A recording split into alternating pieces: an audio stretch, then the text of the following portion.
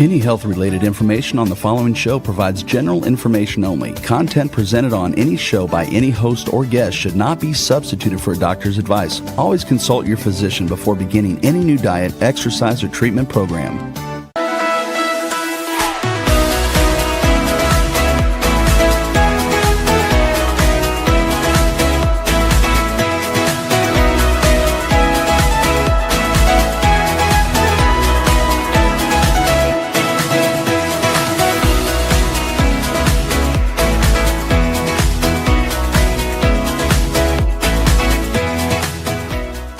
Welcome to 5 to Thrive Live, a podcast about thriving for those who've been affected by cancer and chronic disease.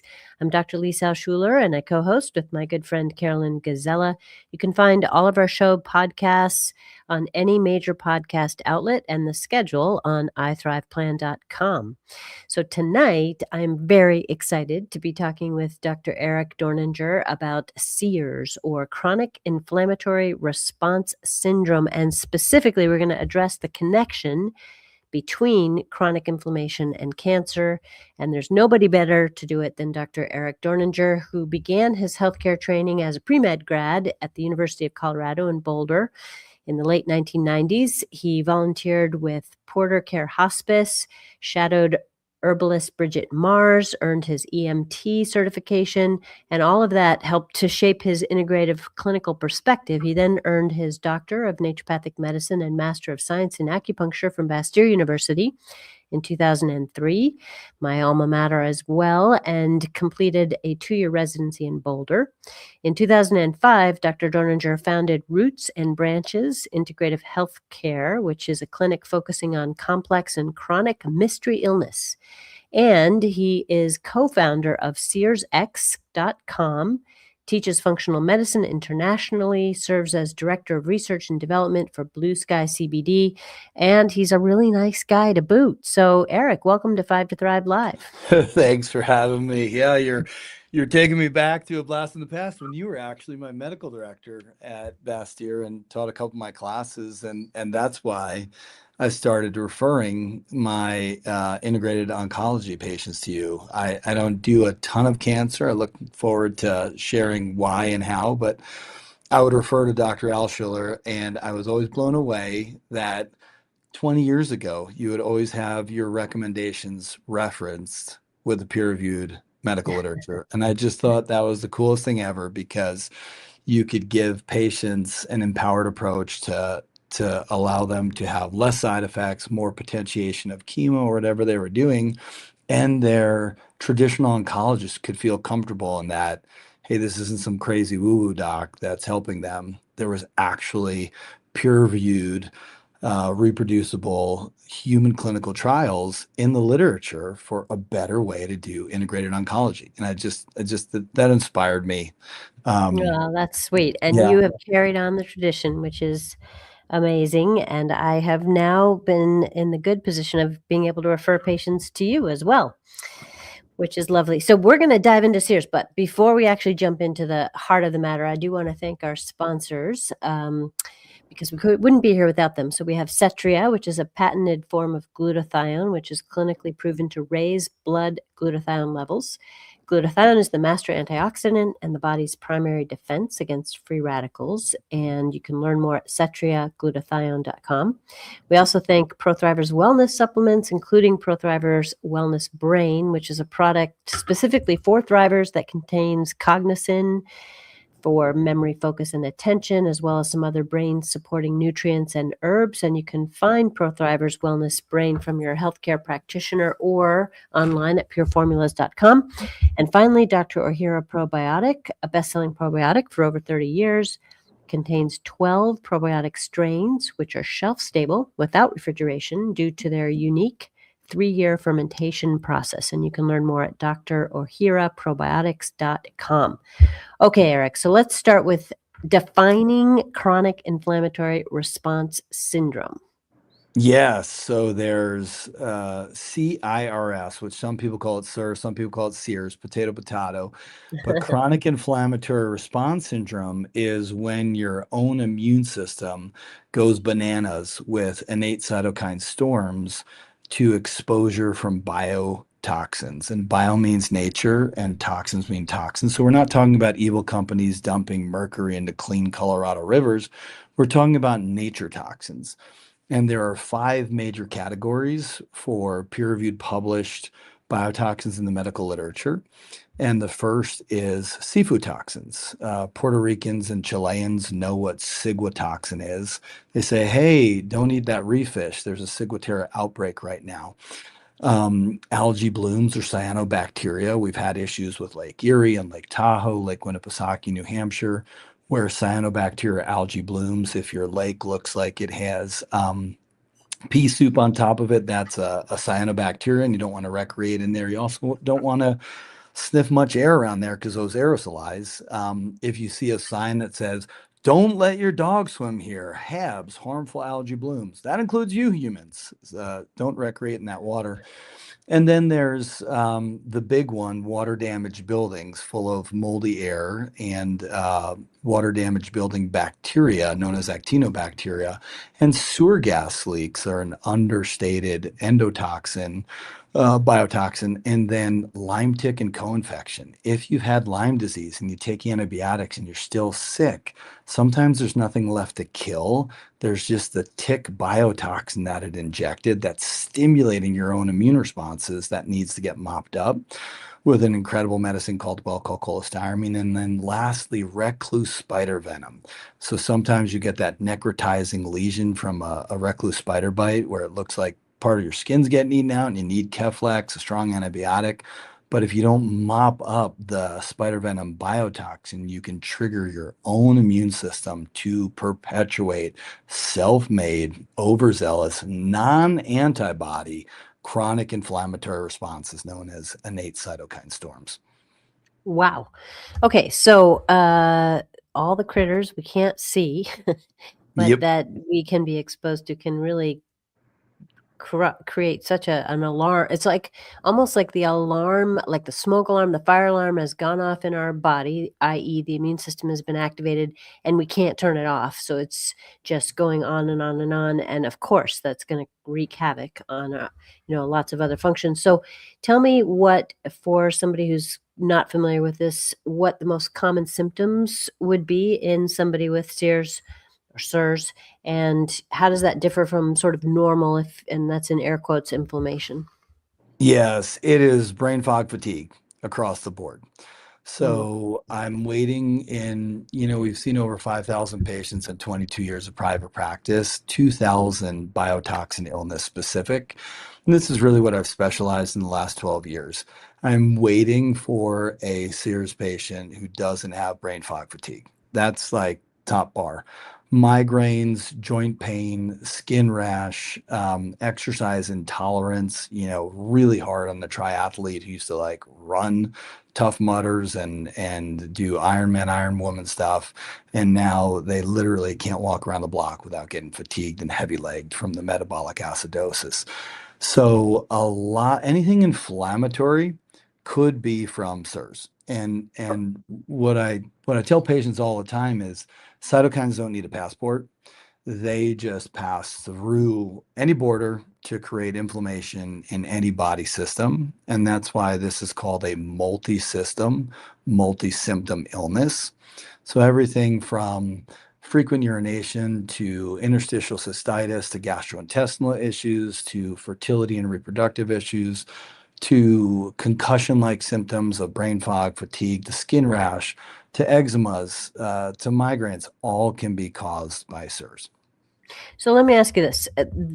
Somebody, let's say, had some kind of mold exposure from a building, I don't know, 5, 10 years, distant past. Yeah. And since then, can these symptoms show up sort of intermittently? So maybe they have a tendency to get migraines every couple weeks, or they have a skin rash that comes and goes, or they get flares of their intestinal inflammation, or is it just once you have this immune inflammatory reaction, your symptoms are constant? Yeah, that's such an astute question. And if you don't want to get cancer, don't live next to Chernobyl, right? But if you're in chronic exposure, you can perpetuate your CIRS symptoms. But I think I want to back up and talk about HLA. For your listeners, many of them know what HLA is. Human leukocyte antigen in plain English means immune response genetics. So on chromosome 6 from our biological mom and biological dads, we get our immune response genes. And many people have heard genetics loads the gun, environment pulls the trigger. The genetics you want to know the most about are your immune response genetics. There is HLA for Crohn's disease, ulcerative colitis, Hashimoto's, celiac disease, rheumatoid arthritis, and sure as heck, CIRS. And about 24% of the American population is CIRS. And I will say those data sets are Caucasian heavy. We need more African American, Latino American, Asian American data sets.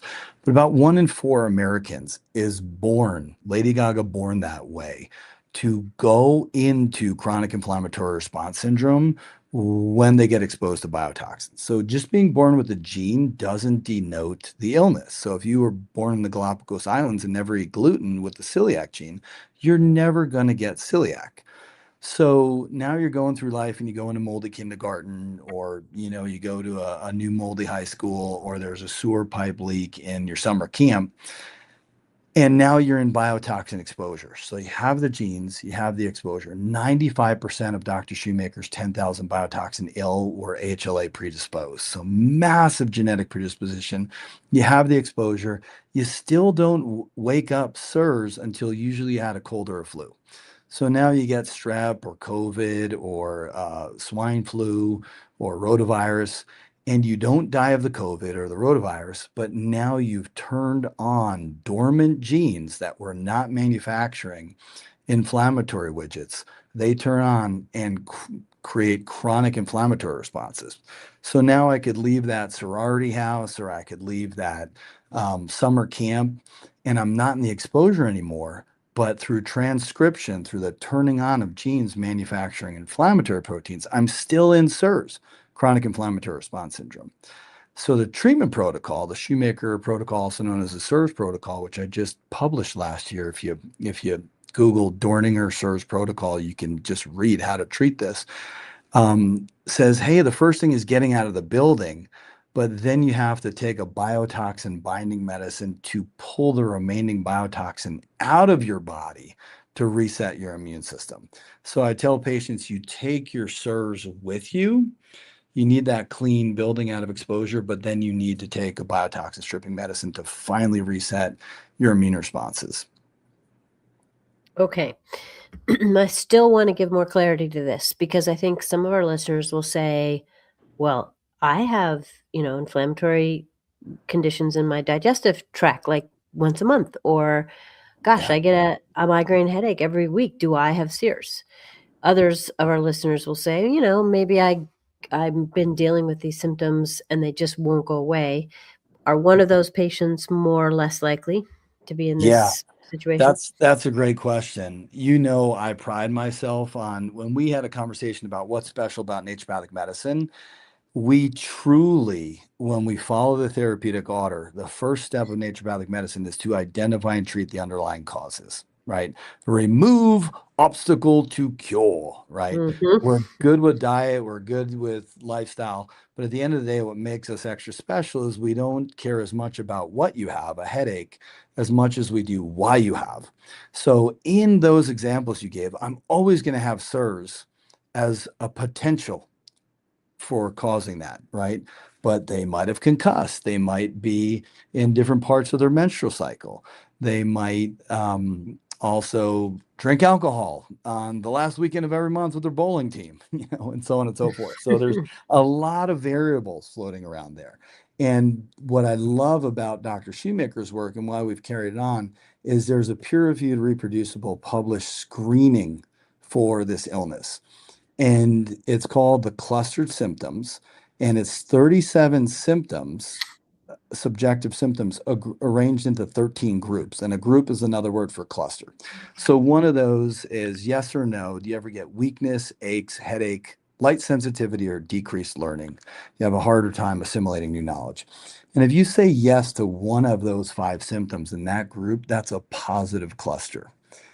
And if someone says yes to 8 out of 13, there's a 95% sensitivity that what you're looking at is CIRS. So in plain English, there's a 1 in 20 chance you're not CIRS. There's a vision test that looks at visual contrast, staring at blurred lines. If you fail that vision test, that 95% goes to 98.85% sensitivity that what you're looking at is CIRS in that patient. So when someone has that and they have biotoxin exposure, they say, oh yeah, I went to a moldy kindergarten. We're going to do the VCS and the clustered symptoms in that new patient visit and screen for the statistical likelihood that this is CIRS. Then there's confirmatory labs that you can follow with to hardcore confirm or deny this illness. Mm-hmm. Okay. All right. Good. Very, very helpful.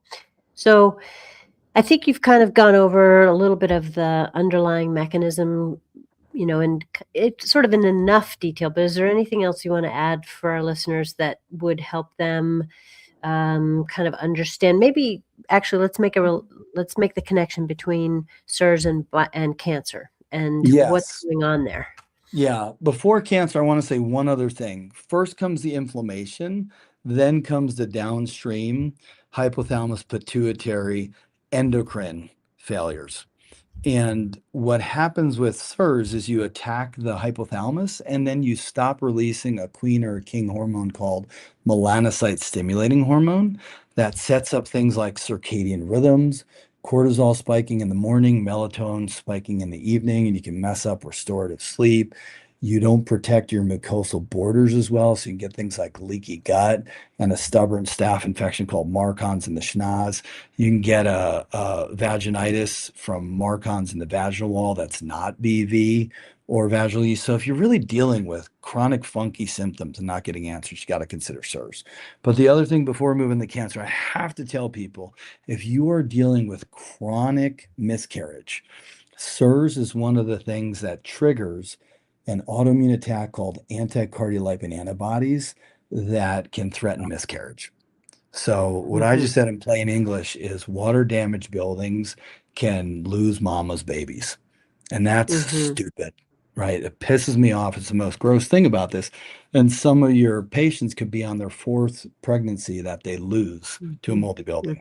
So I just want to get that out in the airwaves because it's super missed in current healthcare and super tragic for people who are trying to start a family. And it's just the building you're in, dumb. So let's just get that out there. And then interestingly, in Dr. Shoemaker's 10,000 biotoxin ill, the cancer rates are not that high. And we talked about this. Like, should I come on the podcast? CIRS is everywhere, but one of the reasons CIRS patients get exercise intolerance is they crash a hormone called vascular endothelial growth factor, or VEGF. And what VEGF does is it pushes oxygen from your capillary bed into your cell. So when we put a finger clip on you at the doctor's office, an oximeter, that's looking at what percentage of oxygen is in your bloodstream, 97%, 98%. That's not what's inside the cell. So to get that oxygen from the bloodstream intracellularly into the cell, you need a hormone called VEGF to give it one more nudge or push. Oof. And once you're inside the cell, you can do aerobic metabolism, the creation of energy by burning a glucose or a ketone log in the mitochondrial fire pit in the presence of oxygen and crank out 33 to 35 units of ATP, energy, chi, prana, life force. And when you don't get that oxygen in there, you go into anaerobic metabolism. And anaerobic metabolism is the creation of energy without the oxygen. Um, and you're only making 8 ATP plus a metabolic waste product called lactic acid. And that's where your legs get heavy leg and so on and so forth. That is not what cancer likes. Cancer likes fuel, right? It likes oxygen. And so the low VEGF is suggested to potentially be preventative to getting cancer with CIRS patients. Now, the problem is you're not going to die prematurely of cancer, but you're going to live a long zombie life. You're just going to keep going. Some of our chemotherapeutic agents block VEGF. That's how they work when they do chemotherapy. So that's the kind of interesting juxtaposition of CIRS versus cancer cells. Cancer cells try and pump up VEGF, CIRS tries to crash VEGF. Now, what does a CIRS patient and a cancer patient have in common? If you go through chemo and you shut down your VEGF, you're going to be exhausted. You mentioned the ProThrivers brain formula at the beginning of the podcast. I love that formula for chemo brain. When you go through chemo, you have to literally jumper cable your production of ATP post chemo, because the job of the chemotherapy is to kill the cancer before it kills the patient, right? And so the thing that looks similar in a post chemo patient and a CIRS patient is they're in molecular hypometabolism, which is the fancy way to say I'm not effectively getting a glucose log and an oxygen bellow into the mitochondrial fire pit to make effective energy. And both of them, the post-chemo patient and the CIRS patient, needs slow and steady, gradual increase of physical exercise. So it's like a spritz of walking to the mailbox, then walk halfway down the block, then tomorrow walk around the block, then the next day walk around the block twice, then the next day walk around the block 3 times, and then slowly move into yin yoga, and then eventually get to the holy grail of resistance training and moving some weights again. Yeah, good. Wow. Yeah. Boy, you just described a lot of biochemistry in a really good, beautiful way. So thank you for doing that. I mean, and I think really one of the sort of simple takeaways is this is in some ways pretty simple. You have cause and effect, but on the other hand, it's actually quite complicated in how the body translates that cause and how the effects show up and how we kind of unwind those effects. Because to your point, you mentioned earlier you have to get away from the exposure, and then there's ways to kind of bind up that biotoxin. But inflammation, when it's been going on for a long time, damages the body to some extent too. So then there's a bunch of repair that I'm sure has to happen. That's perhaps part of the role of exercise in some ways too. And that leads me to the mitochondria. You had mentioned when we were putting together this podcast, this phenomenon that happens within cells, specifically within the mitochondria, which are the battery of the cell, essentially. And this is something that happens after chemotherapy, but not just after chemotherapy. It's called VDAC closure. So can you just talk a little bit about that and kind of bring the mitochondria into the picture a bit? Yeah, so prediabetes, diabetes is where glucose is getting stuck in the bloodstream and can't get intracellular inside the cell through that insulin receptor binding. But most of our CIRS patients, a lot of them are thin, lanky. Some suffer weight loss resistance and prediabetes from CIRS, from inflammation. But let's just say we get the glucose log into the cell jelly, what we all know as a cytosol or the cell jelly. Now I got to get that glucose log into the mitochondrial fire pit. And there is a tunnel in between the cell jelly and the mitochondria called the VDAC, or the voltage dependent anion channel. And it runs on ions and electricity. And what chemo does, but also what biotoxins do, is they close that tunnel. So imagine I'm in Boulder County and I want to get to Breckenridge. I have to go through the Eisenhower Tunnel. Well, what if biotoxins are basically rubble in an avalanche that literally fall and remove and totally cover that tunnel? I can't get over to Breckenridge. So what cholestyramine, well called cholesavilam, fancy terms for the biotoxin binding medicine, does is it excavates the rubble and the snow so that you open that tunnel back up. We know that that takes a hot minute post chemo for people to do too. What we don't know is, should we use something like well called cholestyramine post chemo? And that's something off air I love to talk about. How do we get that IRB? But what happens is, as people get out of building exposure and they're no longer breathing in mold and mycotoxins or a sewer gas leak or water damage building actinobacteria biotoxin, is now it's no longer coming in. So no biotoxins coming in, but I have to get biotoxin out. And brick by brick, row by row, the Welcocolocetalam cholestyramine remove that biotoxin, and you get one lane open. Then you get two lanes open. Now I can get a split glucose molecule, 2-pyruvate, into the mitochondrial fire pit in the presence of oxygen and kind of go Tom Hanks Castaway, look what I've created, and start burning fire again and cranking out some energy. And people notice it. They go from an F to a C minus to a C plus, and then they say, I did yin yoga, and then I went for a hike with my girlfriend up the Chautauqua Park, and I wasn't like about to lose a lung.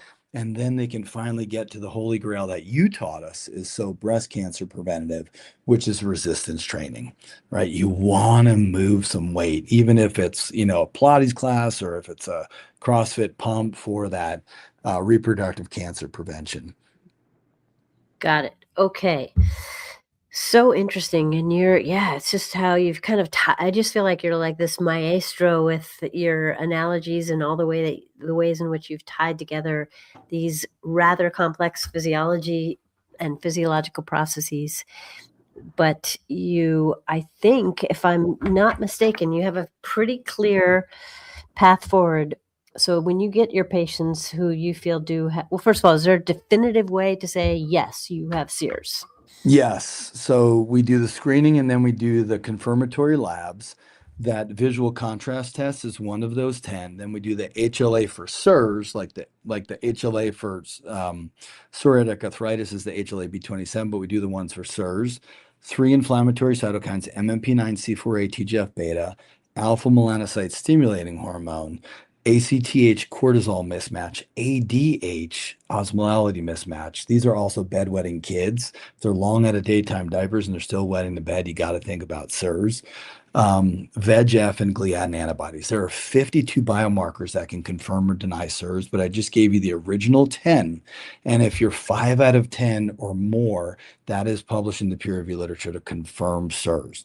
And that's where you say, okay, you are CIRS. We're going to move into the Shoemaker protocol, which Dr. Shoemaker wanted me. I just wrote that up and he wanted me to call it the CIRS protocol. So people don't think it's about his name. It's about the work and it's about graduating the chronically ill to a productive, creative, joyous life. So then you would implement that protocol, and where it all becomes a pain in the ass is the buildings. It's the frickin' buildings. So the base study, the building assessment study and evaluation done by the EPA shows that 85% of government, private, and schools have water damage. 85% of over 1,000 buildings evaluated in over 25 states and over 35 cities. And then 45% of those have active water damage. Right. So it's so intense. So one of my side goals is to literally, in this world of AI, create remediation companies and create construction practices that take pride and integrity back into American building and crafting buildings that are built better with better materials, non-toxic, but also water resistant, because our kids, our families, our aging parents are only as good as the air they're breathing and the building quality they're in. Mm-hmm. Well, I have some bad news for us, which is that our show has come to its final minute. So you have 30 seconds, my friend, to give us some final thoughts and also to tell our listeners where they can find you. When you're dealing with chronic mystery illness, demand answers not of what you have, of why you have. If you have muscle pain, the doctor tells you you have fibromyalgia. You tell them, I also have a smartphone. Algia means pain and myofibers mean muscle fibers. I just told you my muscles hurt in plain English. Why'd you tell me my muscles hurt in Greek? I'm here for why my muscles hurt. And I want objective data to confirm or deny your thoughts of why my muscles hurt. You can find me at on Instagram at Dr. Eric with a C, Dorninger, Dorninger. We also host our podcast, The Vitality Hour, on YouTube. And then I'm drdorninger.com. I love educating on underlying causes, solving and resolving chronic mystery illness. And I cherish the shoulders that I stand upon, like Dr. Lisa Alschuler and all my friends and mentors that have helped us get here. All right. Well, you are a bright beacon in our current and future landscape of integrative health, and I know that all the people that find their way to you are grateful for having done so. This has been a great show. Thank you so much, Dr. Dorninger, for spending some of your valuable time with us. And that wraps up this episode of 5 to Thrive Live. So we thank our sponsors, ProThrivers Wellness Brain Formula, Cetria Glutathione, the superior glutathione to support liver and immune health, and Dr. Ohhira's award-winning shelf-stable probiotic. And thank you, listener, for joining us. May you experience vibrant health, joy, laughter, and love. It's time to thrive, everyone. Have a great night.